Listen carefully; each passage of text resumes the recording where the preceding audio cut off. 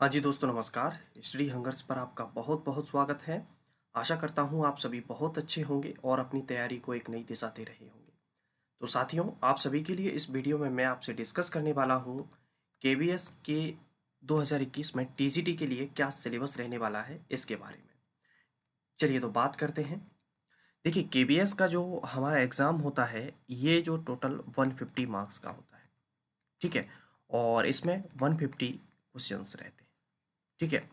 और इससे पहले अगर मैं आपको बताना चाहूँ तो पीआरटी का जो डिटेल सिलेबस है वो मैं डिस्कस कर चुका हूँ, और 2018 का जो पैटर्न था उस पर आधारित भी। तो आपने अगर ये वीडियो नहीं देखा है तो आप इसे जाकर देख सकते हैं। चलिए, तो जो टीजीटी वाला पेपर होता है, टीजीटी वाला ये दो पार्ट में बटा हुआ रहता है, पार्ट फर्स्ट और पार्ट सेकंड। हिंदी आती है पार्ट फर्स्ट में। हिंदी जो है वो 10 मार्क्स की है। इंग्लिश इंग्लिश भी 10 मार्क्स की है। अब देखिए, ज़्यादातर कई लोग पूछते हैं क्या सर इसमें हिंदी और इंग्लिश में मिनिमम मार्क्स लाना ज़रूरी है क्या? जी नहीं, केवीएस के अंदर 2018 से पूरा का सिस्टम बदल गया है। ऐसा कुछ भी नहीं है। हाँ, आई थिंक ऐसा नवोदय के अंदर है। तो नवोदय की जब बात आएगी, नवोदय का सिलेबस डिस्कस करेंगे, तब वहाँ पर हम ये बात करेंगे। यहाँ पर जो ओवरऑल मार्क्स लाने होते हैं वो आपको 150 में से ही लाने होते हैं। ठीक है। अब देखिए, यहाँ पर हम बात करें जो पार्ट सेकंड है, इसमें general knowledge and current affairs रहती है 40 नंबर की। रीजनिंग एबिलिटी 40 नंबर की। कंप्यूटर 10 नंबर का। और पेडागोजी 40 नंबर की। इस प्रकार टोटल दोनों पार्ट को मिलाकर आपका ये जो पेपर हो जाता है वो हो जाता है 150 मार्क्स का। ठीक है। तो 150 में से आपको लाने होते हैं नंबर। चलिए, अब हम बात करते हैं जो हमारा सिलेबस आता है उसमें कितना क्या दिया रहता है। तो हमारे सिलेबस की अगर हम बात करते हैं तो सिलेबस में इस प्रकार से दिया रहता है। पूरा डिटेल में जो केवल डिस्क्राइब किया है वो पेडागोजी सेक्शन को किया हुआ है। ठीक है। चलिए, तो देखिए, अब हम बात करते हैं कि जो इंडिविजुअल अलग अलग कितने क्या मार्क्स के आते हैं, और 2018 में जो हमारा पेपर हुआ था उसमें कौन कौन से चैप्टर से क्वेश्चन पूछे गए थे। तो हिंदी जो हमारी 10 नंबर की आती है, अगर हिंदी की बात करें तो 2018 में जो पेपर हुआ था केबीएस का, उसमें तत्सम 1 नंबर का, लोकोक्ति, संधि से आया था एक प्रश्न, युग्म से था, काव्य से था एक, तत्सम से था, ये वही तत्सम तद्भव एक ही बात है। ठीक है। और संज्ञा से था एक, एक रस से था और एक समास से था। अर्थात अगर मैं आपसे बात करूं तो बहुत ही सरल और आसान प्रश्न इसमें बनते हैं, यानी कि आप आराम से 10 में से 10 नंबर बिल्कुल हिंदी के अंदर ला सकते हैं, क्योंकि बिल्कुल एकदम आसान हिंदी इसमें पूछी जाती है। ठीक है। कौन कौन से क्वेश्चंस पूछे जाते हैं क्या क्या, तो ये प्रीवियस ईयर का जो 2018 का है, 2017 का, ये पेपर मैं भी आपसे डिस्कस करूंगा। ये सिक्वेंसली सीरीज चल रही है पूरी। ठीक है। तो आप कंटिन्यू जुड़े रहें। इंग्लिश की अगर हम बात करें, जो इंग्लिश आती है 10 नंबर की, इसमें क्या आएगा, तो इसमें जो पूछा गया था 2018 में, उसकी बात करें तो वर्ब से आए थे 2 क्वेश्चन, इडियम्स एंड फ्रेजेस से थे 4, वन वर्ड्स से थे, और सिनोनिम्स से थे। यानी कि बिल्कुल इजी लेवल की इंग्लिश इसमें पूछी जाती है। तो अब ये मैं आपको क्यों बता रहा हूँ कि 2018 का हमें क्यों बता रहे हो 2021 में, तो भाई एक तैयारी करने का एक आधार होता है। इससे हमें अंदाजा लग जाएगा कि हमें स्पेशली किन किन चैप्टर को स्पेशली फोकस करके चलना है। क्लियर है बात? चलिए, अब हम बात करते हैं जीके एंड करंट अफेयर्स। तो ये सेक्शन इसमें काफ़ी पावरफुल होता है, तो आपको इसको मजबूत करके चलना होता है। ठीक है।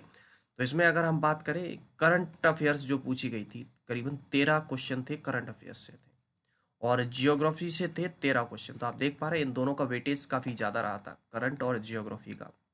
पॉलिटी से अगर बात करें तो 4 क्वेश्चन से थे, इकोनॉमी से 1 क्वेश्चन था, और हिस्ट्री से 9 क्वेश्चन थे।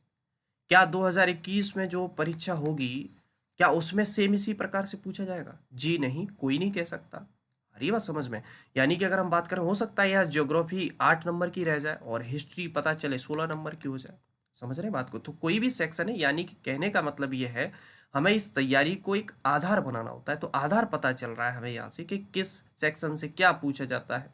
ठीक है। तो स्पेशली आपके जो पूछे जाते हैं जीएस में, करंट, ज्योग्राफी, पॉलिटी और इकोनॉमी से एक आध क्वेश्चन पूछ ले तो पूछ ले, और बाकी का हिस्ट्री, यानी कि main focus geography, polity, history और करंट अफेयर्स पे आपको करना है। ठीक है।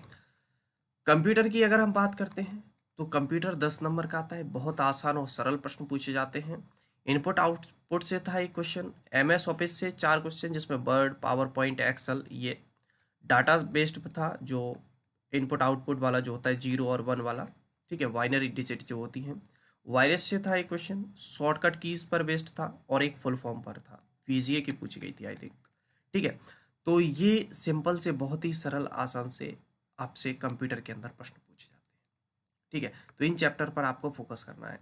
एक वीडियो मैं बहुत ही जल्द लेकर आने वाला हूँ कि KVS PRT और TGT के लिए कंप्लीट बुक लिस्ट क्या होगी, ठीक है, तो उसकी भी बात करेंगे, कौन कौन सी बुक हमें पढ़नी चाहिए, कहाँ से हमें सटीकता से तैयारी कर सकते हैं, इन सभी चीज़ों पर चर्चा हम करेंगे।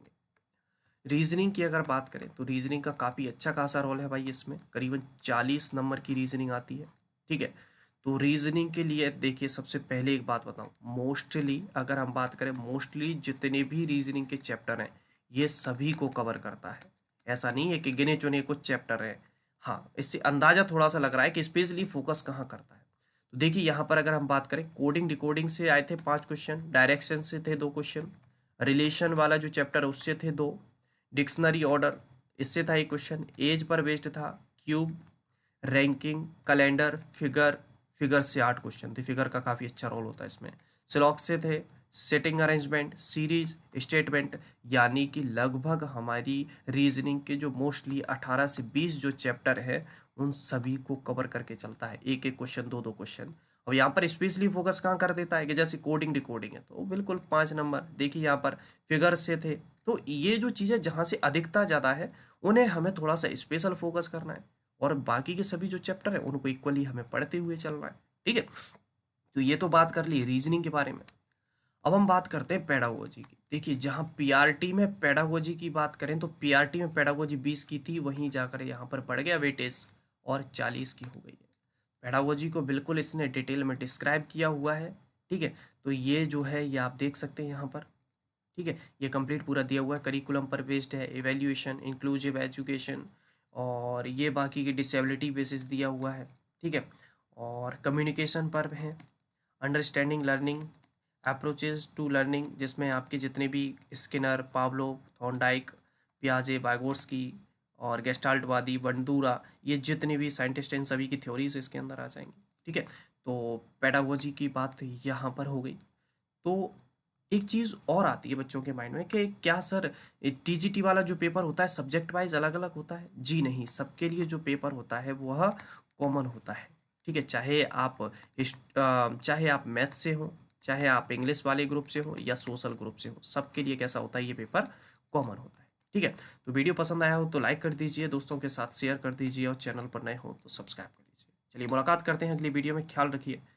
जय हिंद, जय भारत।